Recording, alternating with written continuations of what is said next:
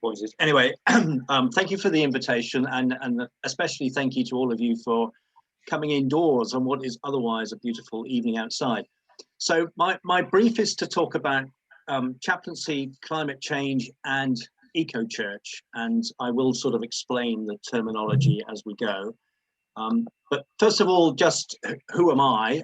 Some people watching in know me extremely well, but this is sort of my potted history. So I have a background in agricultural science and forestry, and spent a bit of time in South India, and then came back, and the last place I expected to get a job was in London. I'm from Cornwall originally, and I'd never really lived in a city beyond Oxford, but I became a researcher at a place called the Technical Change Centre, and my brief really was to look at technology transfer in the biosciences. So I had a fantastic time. I met a lot of research scientists and sort of looked at how Britain was really good at the basic science, but pretty bad in those days, and this is 30 odd years ago, at sort of turning that into technology. And then I got made redundant because the centre closed down, and I ended up working for the National Farmers Union, and I thought I'll give it a couple of years, and I spent 11 amazing years with them. So I was their food policy and research advisor for a time. This was in the days of Edwina Curry, that many of you will remember, who talked about salmonella in eggs. And very few members of the NFU staff had a science background, and I was one of the few. So I knew what salmonella was. So I got catapulted into this job. And again, working with the research community and the scientific community in quite a big way. I was married by this stage, and children started arriving, and we thought we don't want to stay in London very much longer. So I ended up working for the NFU in Oxfordshire as what they called a senior technical advisor. So I was the link between the farming community and a whole range of other organizations and networks. And the relevance of this is that all of this sort of feeds into the chaplaincy. And in 1995, I got ordained in the Church of England and was an honorary, unpaid agricultural chaplain because I was still working for the NFU. But in my ministerial career, 25 years now, I've only ever been an agricultural chaplain. So I've never run a parish, and I've never felt called to do that, but have worked exclusively, I suppose, with the farming community. And whilst AgChap, a report was published that looked at high suicide rates, farming was top of the list, pretty much, and had been for some years. And as a result of that, I ended up chairing a national working party on farm stress and suicide. We had a national conference at Stoneleigh, and out of that came a charity called the Rural Stress Information Network, and I helped to sort of set up the charity. Originally, the NFU seconded me to set it up, and then I was employed by the diocese, and I dovetailed setting up the charity and being the director of RSIN with being the local agricultural chaplain. And I've been here ever since. So 1998, we came to the diocese. I've been both paid and unpaid in the role, but agricultural chaplain, environmental officer for a time. And then since 2011, I've combined the chaplaincy with something that was then called the Bulmer Foundation, is now called the Brightspace Foundation. So this is a small sustainable development charity that came out of the Bulmer company, but focused on Herefordshire. So it's how we can make Herefordshire into a sustainable county, and what that means for this deeply rural county, which is, as you all know, a fabulous place to live. So that's a sort of potted history of who I am and where I begin to fit into this. And then I'm now part of this ecumenical partnership, a joint Anglican Methodist partnership called Borderlands Rural Chaplaincy. And that really evolved. When I stood down as full-time agricultural chaplain for the diocese, it was coincidentally the same time as my Methodist colleagues stood down. And I think we all realized that this wasn't a sensible way of doing it, just employing two people to try to cover the area. And there were better ways of combining our skills and expertise with a strong focus on developing sort of voluntary approaches. So Borderlands came out of that. So the way it works is that each of us who's a chaplain is actually responsible to our sponsoring organization. So whether that's the Church of England or the Methodist Church. So they do the DBS checks, they do the safeguarding, they do the licensing, but we work together and we have a board appointed by both of those partners. So that sets strategy for the chaplaincy. We have a management committee which meets more frequently, and that provides support for individual chaplains and sort of looks at the nuts and bolts of how we do it. And then we have what we call mucky boots meetings, which during COVID, like all meetings, have been virtual, but before that were face-to-face, where we would meet as chaplains and sort of support each other and talk about issues. And I'll look at some of the issues in a second. And the column on the right is essentially where we get our funding from. So heavy input from both the Methodist and the Anglican churches, but less than if they were just funding an individual to do the post. And it's much better. I now belong to a team, whereas before I was very much an individual. We play to our strengths. So we do some mapping within the chaplaincy and see where we've got expertise. Some of my colleagues are working farmers as well. So between us, we cover quite a range of skills and understanding of the agricultural industry. And what do we do? Well, we work with our parochial colleagues and our Methodist minister colleagues to provide pastoral care. Farmers, as I'm sure you're all aware, are a very reticent bunch when it comes to asking for help. And sometimes it helps to be able to understand their language. One of the first calls I ever received was someone who phoned me up and said, did I know anything about milk quotas? Well, as it happened, I dealt with milk quotas in the NFU, so I knew rather a lot. All he needed was reassurance that I sort of understood where he was coming from. And eventually we got onto the issue, which was nothing to do with milk quotas at all. But it was that sort of understanding that, yes, I did know what farming was about, or at least bits of it. And yes, I wasn't going to be fazed if he talked about suckler cows and so on. So we work with our parochial colleagues and we try and augment their skills. I'll look again at some of those specialist things we do in a second. We're also advocates for the sector. I used to work for the National Farmers Union, and I would go to meetings with ministers, government ministers, and talk about things. And there was a sort of, well, you would say that, wouldn't you? Because you're an NFU employee. I can go to essentially the same meetings now with a clerical collar on, and there is a sort of, oh, why are you saying that? So it gives us an entree that perhaps sometimes organizations don't have, and it gives us the ability to collate and gather information, and to, particularly on social issues. You know, farming is going through the mill at the moment, and again, I'll explore that in a second. So our ability to represent that in an independent way with government ministers, policymakers, networks, the charity sector as well is quite important. We're there for the wider church. It's not true locally, but nationally, the church is quite an urban animal, whatever denomination it is. So we work with our colleagues and try and help them understand what it's like to, you know, live and minister in a very rural place like Herefordshire, and try and reflect on that in some of the debates that are taking place. So within the last 12 months, there's been quite a debate in the Methodist Church on veganism and the contribution that that might make to climate change or combating climate change and so on. But I'm not going to get involved in the nitty-gritty, but we just want to make sure there's a balanced debate there, and we understand also that some of the potential good things that can come out of grazing animals and ruminants. There is clearly a debate that has to be had about the number of ruminants and the amount of meat that people eat, and we're part of that debate. But it's trying to understand that it's properly nuanced and scientifically literate. So that's part of our contribution. And as a chaplaincy, right from the outset, we have been involved in how we support both farmers and the church in transitioning to a low carbon economy in response to climate and the ecological crisis. And again, I'll unpack that a bit more. So Borderlands covers most of, now the difficulty with this is that the Church of England has its boundaries, the Methodist Church has its boundaries, and the counties have their boundaries, and they're not contiguous.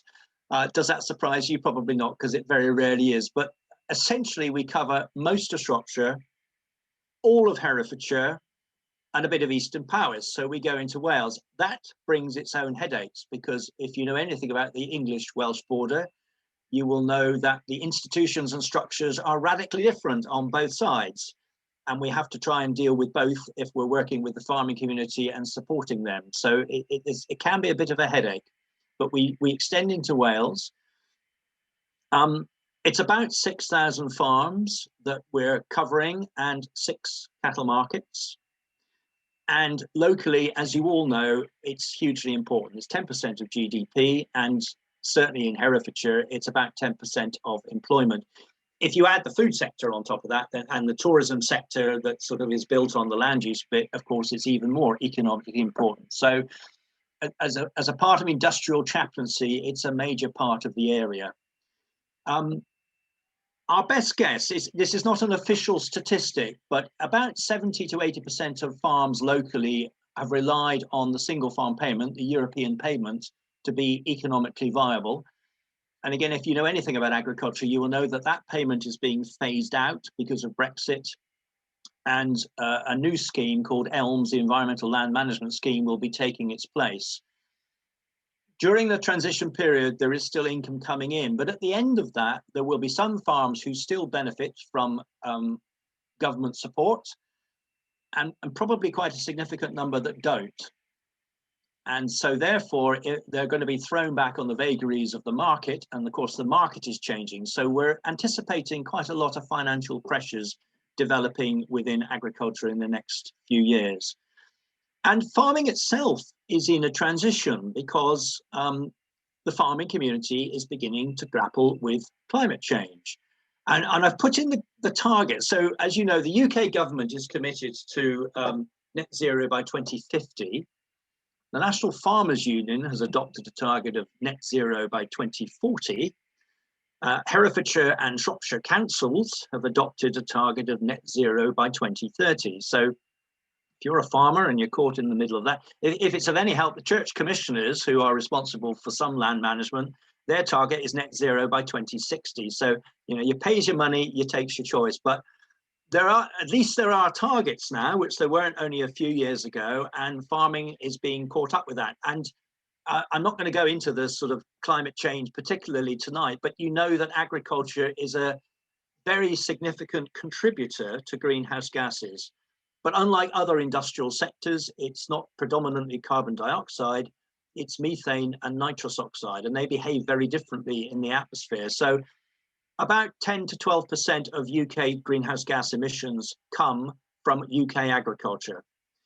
So that's on the negative side. On the positive side, agriculture can make a huge contribution to climate change by sequestering carbon both in soils and in growing crops. So agriculture is essential to the rest of us becoming carbon neutral by whatever target we set ourselves. So the community's got a massive role to play, but we're really at the beginning of that transition period, and what it'll actually mean in practice for the way that we farm locally. And I say the big debate there is where ruminant animals fit into the future equations to some extent. So what sort of things do chaplains deal with? Well, how long is a piece of string? At the moment, it is the political uncertainty post-Brexit, and that's really impacting on two ways. One is market uncertainty. So a significant proportion of our exports went to Europe, and particularly of sheep and beef. So for this part of the world, Europe is a major market. The market is picking up again, but it went through a dip, and whether it will pick up to where it was pre-Brexit is very uncertain. Obviously, the UK government has been putting, you know, well, we should be exporting more to China and so on, but that doesn't fit very well with climate change and the carbon footprint of food and so on. So market uncertainty is having an impact. And the other thing which I've already mentioned is this transition period as single farm payments, so that's the Common Agricultural Policy payments, are run down. They will be replaced by this Environmental Land Management Scheme, but that's not due to come into effect until 2024. It's in a pilot stage at the moment. The detail of that isn't fully known. What is a pretty safe bet, though, is that the amount of money that government is putting in will not be as great in the future as it has been in the past. So it will have repercussions for farm incomes. And we are beginning to see some of that rippling through in terms of the work that we're involved with farmers. I'm a particular point of contact with something called the Rural Payments Agency, which pays the single farm payment. So we can get involved if payments are late and causing financial hardship, for example, and we anticipate that's going to continue. The second thing that's impacting is climate change. Well, there's nothing new there, but it's impacting in two different ways. The first is on how you actually produce food. So the modeling for this part of the world is that summers would get hotter and drier, winters would get wetter. So there's sort of the pattern of weather is changing.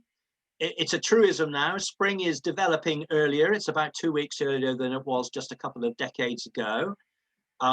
We're seeing species migration in terms of going upwards and northwards in response to climate change. We're seeing quite a lot of changes in animal pests and diseases. So climate change is already impacting on what farmers do.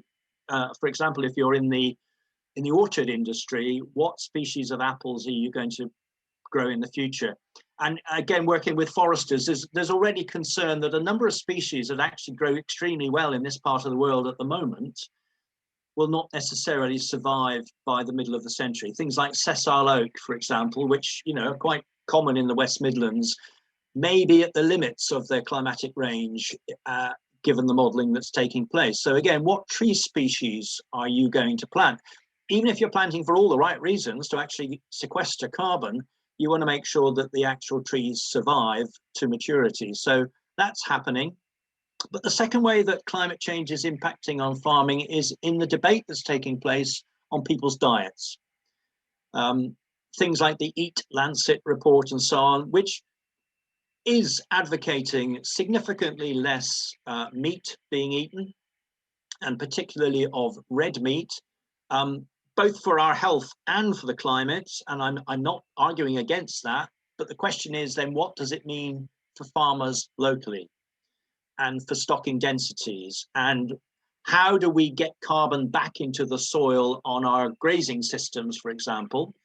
And they're important carbon sinks. We do need some ruminants. The question is how many, what stocking rate, and what the markets are going to be. So people's diets are changing in response to climate change, and that will feed through into the market for agricultural produce. It's impacting on animal pests and diseases, some of which are to do with climate change, but obviously locally bovine tuberculosis. And that has had a major impact on the industry and on particular sectors within the industry, and on both farming economics and farming families. So some of the social implications of bovine TB have been quite pronounced, and as chaplains we've been involved in a lot of that. And I suppose then we're also involved to some extent in the debates that are taking place about the role of badgers and badger culling, and where do we sit with that.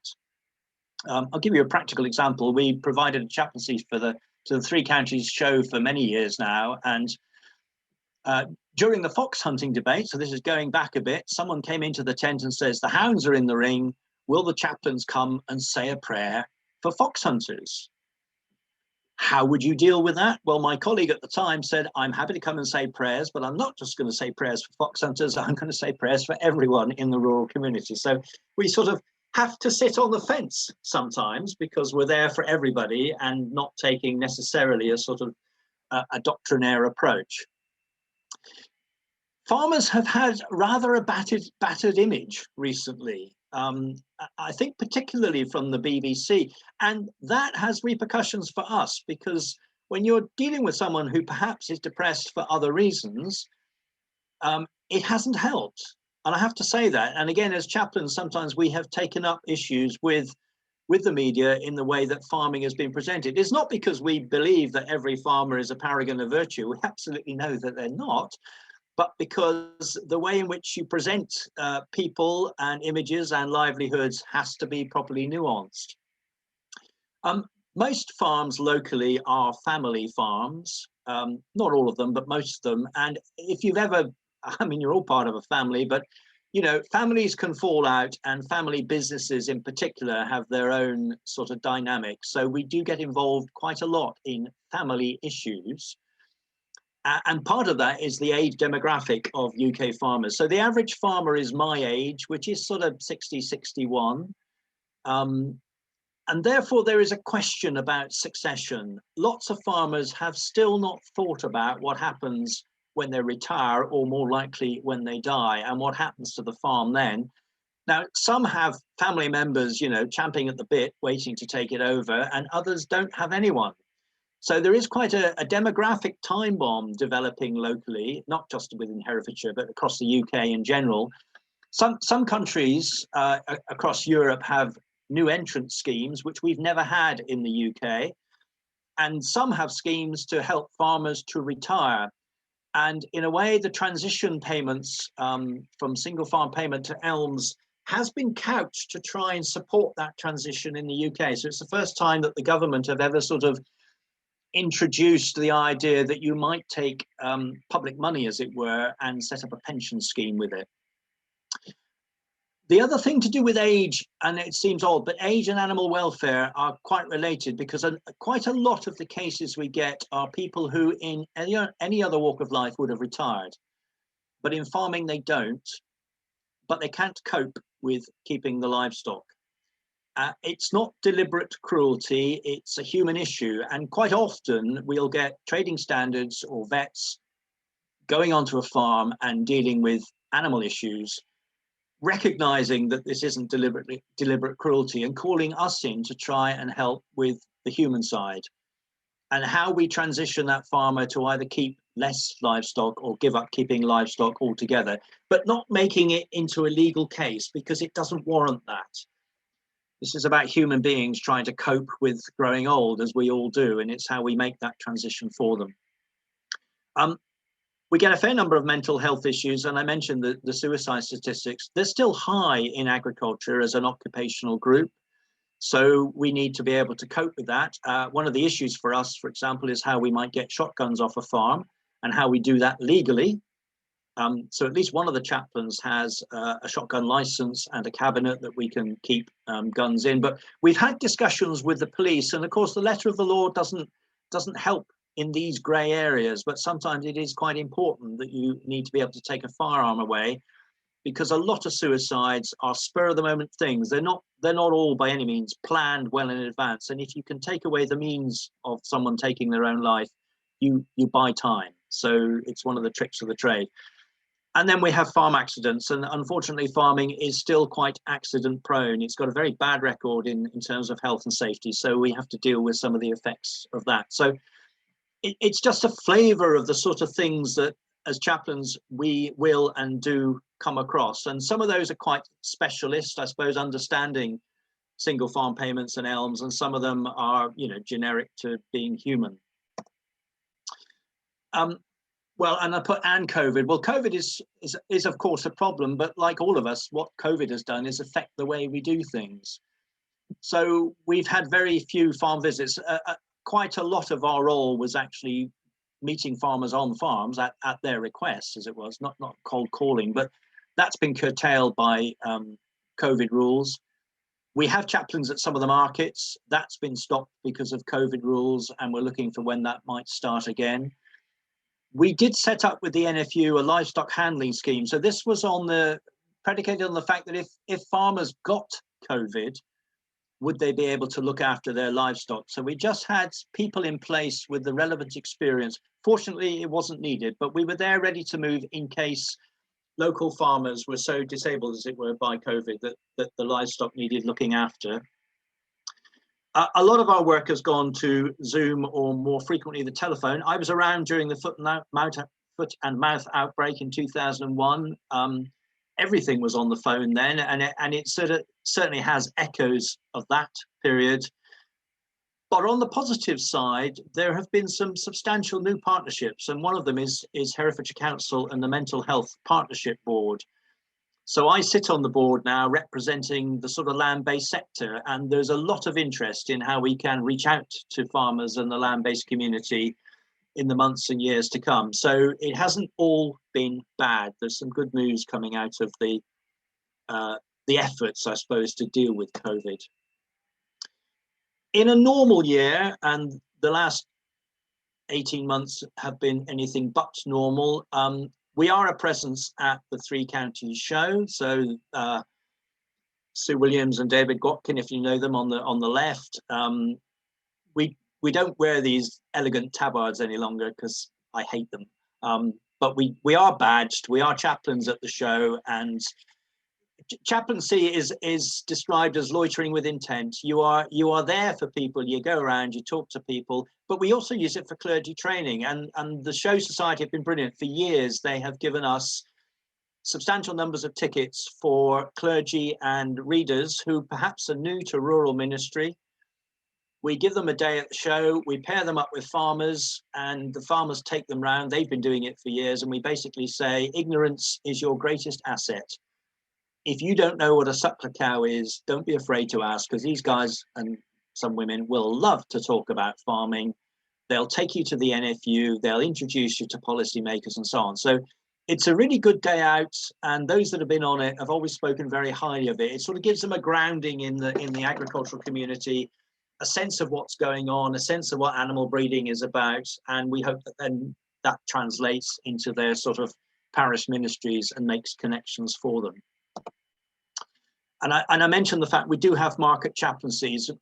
We've got chaplains in a normal year at Shrewsbury and Hereford, and we've been approached by Bridge North Market and asked to put in a chaplain. And I think that's a sign of the times that there is recognition that we do need to have care in place for the farming community, and markets are still hugely significant, especially locally, as meeting points for people.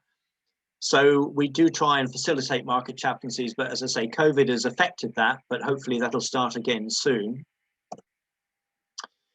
And as a chaplaincy, we are committed to collaborative approaches. So we hardly do anything on our own, you know, just the church doing it. We do it in partnership. So again, there's this national organization called Farming Community Network, one of the national charities. We work a lot with them. The picture on the right is at the Three Counties Hotel. And every year with Herefordshire Rural Hub, we have what we call a Rural Stakeholders Day. So we get people in the room that are involved pastorally and socially with the farming community. And we do a sort of speed dating. So everyone's got 5 minutes to talk about their organization and what they do with farmers, so that we're all up to speed with what's available locally. And it means that if I'm recommending someone to signposting, I know to whom I'm signposting, or I know who I can phone up to find out more information. It's been hugely influential in sort of getting things going within Herefordshire, and it didn't happen last year, again because of COVID, but the date is fixed for November for this year. So that's part of where we're providing sort of networking locally. I suppose the difference between being an agricultural chaplain and a hospital chaplain, for example, is that if you're a hospital chaplain, you fit into an existing framework. If you're an agricultural chaplain, you have to make the framework. And so we spend a lot of time on building these networks of helping agencies that know and trust us, and vice versa. And then some of the pastoral things we've done, again, COVID has impacted, but the Butty Van is a farmer's breakfast. There isn't a van, we couldn't afford it, but there is a sort of decent camping stove. It's hosted on a farm. It's run by volunteers, and it has a chaplaincy presence, and it started in Shropshire and it's grown like topsy, and we've been averaging sort of 40 farmers. And the deal is you don't need to change to come. So if you've just done the milking, it doesn't matter, turn up. When the Archbishop of Canterbury visited, when he was allowed to, in one of the in-between lockdowns, we took him to the Butty Van, and it was a huge success. There's a lot of interest in getting some of those things going in Herefordshire as well, particularly as lockdown eases. So we're looking at a farmer's breakfast in the Golden Valley. That's only on hold. There's a pub cum cafe there, which is prepared to host that. We were looking at a farmer's lunch club in Bromyard. And I've mentioned the work we're doing with the Mental Health Partnership Board, because we're trying to see where things like the talk communities, for example, might be more orientated and more farmer friendly than perhaps just an ordinary talk community hub. So there's a lot of planning going on for when lockdown really eases off and how we can reintegrate with the community and provide space for people that have been locked down for the last 18 months to sort of emerge and re-engage with their associates, and chaplaincy is a part of that. But then the other sort of partnership that we're really part of are these climate and ecological partnerships, and I'm just listing some of them. We're involved with all of these. So the Herefordshire Nutrient Management Plan, which is phosphates in the wine, the lug, I sit on the board because I chair Farm Herefordshire. And the reason I chair Farm Herefordshire is because Farm Herefordshire is 12 organisations working together, but they're not necessarily natural bedfellows. Outside of the room, the organisations might be at loggerheads. I mean, the Wildlife Trust are one of those, but you don't necessarily always agree with what the NFU or the CLA are going to do. The deal in the room is that we build consensus, and I'm the sort of honest broker that tries to achieve that and represent Farm Herefordshire's interest. Natural flood management, how you manage the land in order to reduce the risk of flooding rather than building, concrete and engineering things. As you know, there's a major project going on across Herefordshire with a number of subcatchments. At the moment, I chair Herefordshire Local Nature Partnership. So the statutory and major wildlife organisations, information exchange, and then we've it's not a formal tie-up, but it's a very close relationship with Shropshire and Telford and Wrekin Local Nature Partnership to form the Marches Nature Partnership. And that means we're in a dialogue with the Local Enterprise Partnership and trying to get these captains of industry to understand the significance of the natural environment to economic development. And things like nature recovery networks and all that are part of that, but it's how you value nature and how you understand that without nature, you don't actually have a vibrant economy either. I've been chairing a land use group for South Shropshire Climate Action Partnership, and we're just producing a carbon reduction plan for the Ludlow constituency. That'll be launched in May. Herefordshire Green Network. So again, I'm co-chair of that's about working with communities. We got a major, I think one of your future speakers at one of these meetings is talking about HGN, so I won't steal their thunder, but we've got a project called the Great Collaboration, which is how we work with parish councils that have declared a climate and ecological emergency, because increasingly a number of parish councils are doing that. How do we equip people? How do we help network for them? The Wye Catchment Partnership, so 80 organisations and networks to do with the River Wye. And then in the last 12 months, we've been doing a lot with Herefordshire Council, which have declared their own climate and ecological emergency and have set up a group. And again, Wildlife Trust have been very much a part of that. How we can develop plans for Herefordshire to meet a zero carbon target by 2030. And then the Food Poverty Alliance, which has been going for some time. Where that's important is that that's now become, part of that has become the sort of food chapter of the climate and ecological emergency. So the debates that are taking place about the role of ruminants, about the diet that we eat and so on, that's where that fits in. So there's an enormous amount going on, and part of the issue there is how that's coordinated. It's not an unfrequent thing now that you go to meetings and think, I've had this conversation before, but it was with a different group of people. So there is a need to try and coordinate this and draw it all together. And again, if COVID hadn't impacted, we probably would have all sat around a table by now with a flip chart and just begun to understand how the county is shaping up. But it's something that definitely needs to happen in the next few months when COVID permits. And then I'm this thing called Eco Church. Now, the church, like the council, has been looking at how it can reduce its carbon footprint. And Eco Church has been around for some time. There's a charity called Arosha, and Arosha have a national award scheme. And Eco Church is what happens at the local level. Eco-diocese is what happens across a diocesan level, and if you're in the Methodist Church, it's eco-district, but essentially they're the same thing. So it's a targeted approach to try and reduce the carbon footprint and address the ecological crisis. And it was launched in 2016. by the former Archbishop Rowan Williams. But essentially, it was a voluntary approach. You know, there's no compulsion in the C of E. You can lead a horse to water, but you can't make it drink. And the hope was that the church community, the faith community, would begin to see where it fitted into all of this. And it was an award system. So you can sign up. You need to demonstrate, you need an evidence base to show what you're doing, but eventually you get bronze, silver, or gold awards. Bronze is relatively easy to achieve, and that's purposeful because it's to try and bring people in and get them excited about it. So it's about what happens in the church as church, worship and teaching, but what you can do with the buildings, and of course that's quite a headache because most of them locally are medieval buildings, and there's limits to how you can make those thermally efficient, but there are things you can do. What you can do with your land, so things like the churchyard and the local charity Caring for God's Acre, and how you can make that more of a habitat. But also the church does own land as well. Some of it is business land and some of it is sort of glebe land. So how you manage that. And then what you're doing with the rest of your community. So what, you know, if there is a local action group that's doing things, how does the church fit into that? How do you fit in with your parish council that's declared a climate and ecological emergency? So it's trying to get people to think about the contribution that the church can make to these things.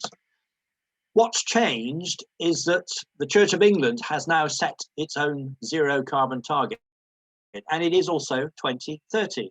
It was originally going to be 2045, but it was felt that that wasn't robust enough. So it's aligned with Shropshire Council and Herefordshire Council, which is good news. But we're at the start of that journey. At the moment, we're doing the sort of benchmarking. There's a tool which has been launched, a toolkit to enable you to energy footprint. We're working with the Green Network to see how that great collaboration website can support what's going on. And I'm part of a governance body that the diocese has set up to monitor this. So we are committed to an annual progress report. And our goal is at the moment that we achieve net zero by 2030. So as chaplains, how do we make the chaplaincy carbon neutral? In practical terms, I'm afraid that probably means offsetting, at least initially, because none of us have got electric cars. And if we did, we don't have electric chargers either. And we do a lot of miles, because in a normal year, we're out doing all of these visits. So we are looking at how we can reduce our carbon footprint on the one hand and do something to mitigate it on the other. And again, as I say, it's part of a collaborative approach. So it isn't the church doing it on its own, it's the church doing it with the Green Network, with the local nature partnership and all the 101 other things I've talked about. I think that's it from me in terms of the spoken bit. So I'm happy to field any questions, any brickbats, and take it from there. Thank you, Nick. That was really, really interesting. That's not a subject that I know anything about, so that was really interesting to hear. I've got a couple of my own questions I might slip in first before we see if anyone else got some. I was just really interested in how the church sort of got involved in the first place. Was that due to like a lack of other resources, or just something that they felt got involved in what? Sorry. In sort of farming and the agricultural community and that pastoral support that you were talking about. Okay. I mean, in a way, it always has. And if you go far enough back, the monastic foundations historically were where a lot of the sort of pioneering agricultural work actually took place, because the church historically was a major landowner. The reason there are agricultural chaplains was a report in the mid-80s called Faith in the Countryside, which recognized that, I mean, it was trying to address the fact that the church predominantly was urban, but there was a huge rural constituency out there. And it recognized that the needs of the farming community were not being met. So it recommended that each diocese, which had a rural hinterland, should have some sort of agricultural chaplaincy or a specialist who could support rural industries. And so that's agricultural chaplaincy has been going for probably 30 to 40 years now. And there is a National Agricultural Chaplains Association. So we have sort of peer-to-peer support, and there's, you know, quite a number of us spread across England. I mean, England, Scotland, Wales, and to some extent now in Ireland as well. Okay, lovely, thank you. And then my other question was that obviously from what you've been saying, that the farming community or farming itself is immensely difficult and takes a real toll on people. What is the sort of climate goals and the things that need to be introduced to get to net carbon zero? Are those things putting extra pressure on farmers and making farming harder? They're probably not at the moment, but they will. I mean, so the NFU has done a lot of work on looking at agriculture's carbon footprint. But a lot of the things they're suggesting, and it sort of fits in with the Committee on Climate Change, are quite technical. So the idea that you might grow energy crops, but with carbon capture and storage, and there's quite a debate going on about whether that's relevant to places like Herefordshire, because when you're looking at industrial scale approaches, there is an issue. Do you want to make, you know, what is essentially a rural landscape into an industrial landscape? The second big debate that's taking place within the land use sector is where farming goes. Does it go into more intensification, so greater efficiency per animal, or does it go into a more extensive and agroecological approach? And I guess there's been a sort of historic divide in a way in terms of land use between the areas which are high in biodiversity, so your nature reserves, your sites of special scientific interest. But the danger is they're often surrounded by what is a sort of virtual desert of agriculturally productive land. And as you know, the sort of impetus at the moment is on developing nature recovery networks where we actually link those things together. So there is quite a drive at trying to get farming and food production to be more environmentally sustainable. And that will change the way that we think about land use and farming. So we're on the cusp of all of that. Some farmers are already doing it, but there's quite a way to go. So I think the anxiety will increase over the next few years, particularly as these targets become more and more real. Okay, lovely, thank you. There's two questions in the chat. You might have already just touched on this when answering my first question, but Jill has said, is this pastoral support something that all rural counties have? Most rural counties will have agricultural chaplains, yeah, because the church has sort of done that. But and if not, we can. It's interesting because when you get farmers coming to markets locally, they're not necessarily Herefordshire farmers. People travel quite a long way, so you're dealing with this all the time. You might pick up a case, but actually you need to be able to signpost in Wales. So there is quite good national coverage, and there are some national charities. So there's the Royal Agricultural Benevolent Institution, Farming Community Network, and the Addington Fund.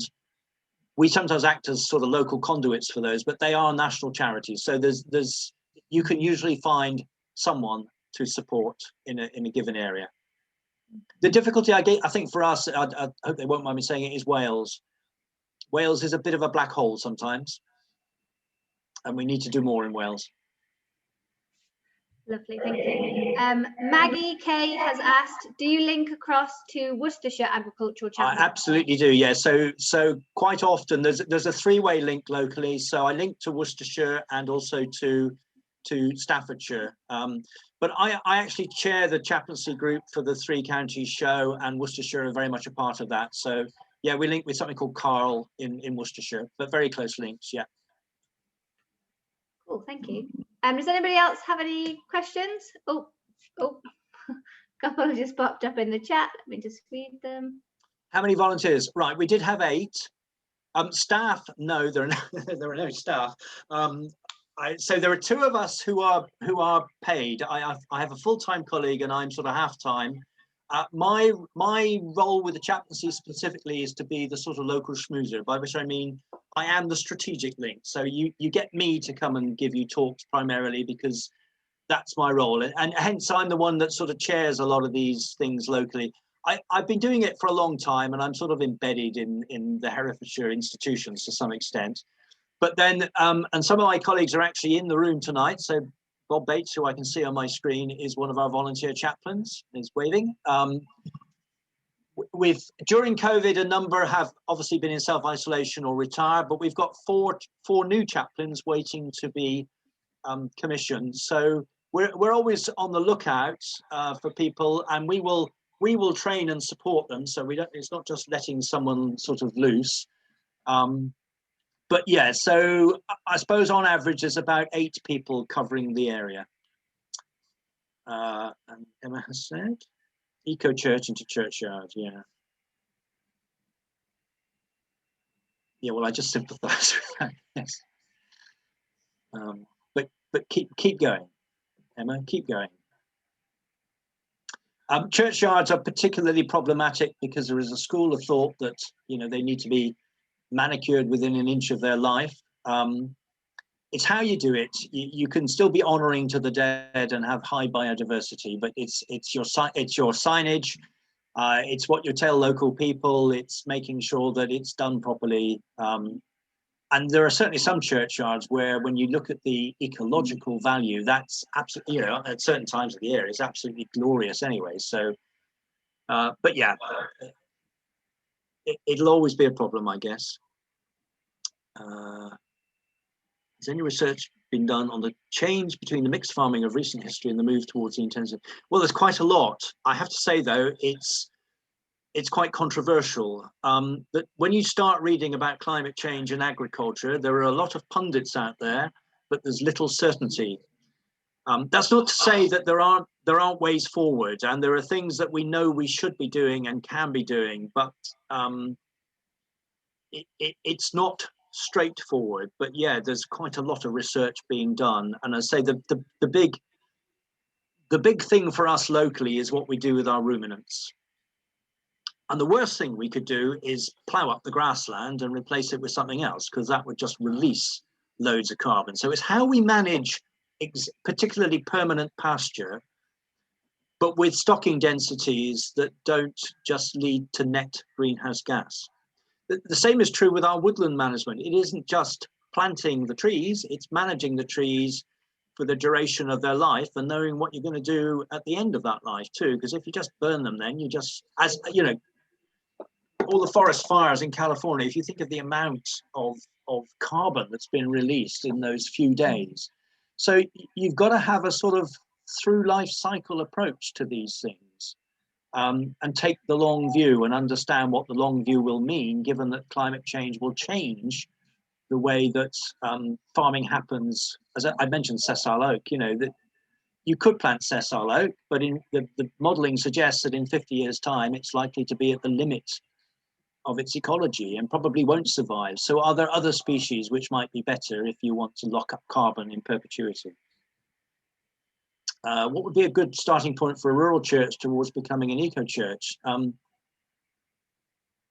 Looking at what you've already got in terms of assets. The trouble is, lots of people look at these things and think, oh, it's a problem. Whereas our starting point is there an asset? Is there a churchyard? Is there a south-facing church roof? Is there, you know, are we about to replace the boiler and can we put in a more energy efficient one? Can we change to a, you know, sustainable energy supplier? There are lots of opportunities, and they're not necessarily just problems. And also, I guess, for me, it would be, what's the local community doing as well? Whereas it's not just the appetite of the congregation, it's the appetite of everyone. And some really good partnerships have been forged. Caring for God's Acre, I used to chair, and this is a churchyard management charity. And we found that as members of the congregation worked alongside members of the local community, you know, real friendships were forged and people got the point. So sit down and have the discussion. Any last questions from anyone?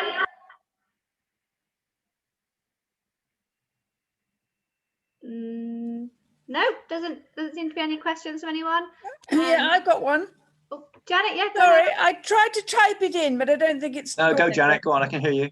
Do you think, with the older generation of farmers obviously having to give up and probably finding the whole changes with elms and everything quite a struggle, do you think that there's a good lot of younger people who are going to be able to get into farming for the first time, and the younger generation is into this, wanting to be green, wanting to be environmental? Is it a positive way forward, even if the 60-year-olds are going to feel a bit sad about the way Well, it's so going. again, it's how you do it. There are some really good young farmers in the area, but that's not quite your question. It's been recognised for a long time that it's extremely difficult for people who aren't from a farming background and with access to land to break into farming because of the difficulty of getting land. And obviously, in theory, county council small holdings were a way in. In practice, they rarely were because they didn't really provide the throughput needed to enable people to move from those sort of starter units to other units. But there are private landlords who are offering some of those facilities. So the Country Landowners Association some years ago had an initiative where they were prepared to make starter units available to people. And there's also, it's been talked about for some time, if an older farmer wants to retire, you don't want to lose the skills and the expertise. So can they become mentors to new entrants? Because it's really difficult to just, you can do any amount of sort of book learning and so on, but it's a very different thing from practically running a farm.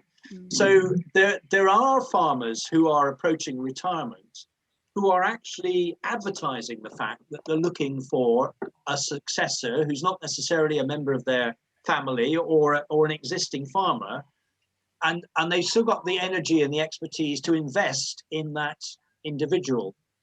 And the other way that is happening is I do know farmers locally who take on sort of people to manage livestock, and they train them up, but they do it on a sort of shared equity scheme. So it isn't just you're working for me and they're all my livestock. It's you're working for me and you own some of these livestock yourself. So that when you want to move on, or when you have your own starter unit, you've got the basis of doing something. So there are lots of possibilities there. They're not really institutionalized, but there are ways in which you can attract new blood into the industry and use the skills of existing farmers as well. Good. We need more of it, though. Okay, we'll end it there then, if that's everyone's questions. Thank you to everyone for coming and for all your questions and all that discussion at the end. That was really good. And thank you so much, Nick, for your talk. Pleasure. And for coming. It was really, really interesting. We have recorded it, so if anybody wants the recording to refer back to, then just let me know and I'll send it to you. So thank you, everyone, and have a good rest of the evening. Can I just wave at Jill and Michael, who I haven't seen for ages? But they're sitting there. Bye. Thank you very much. Good night.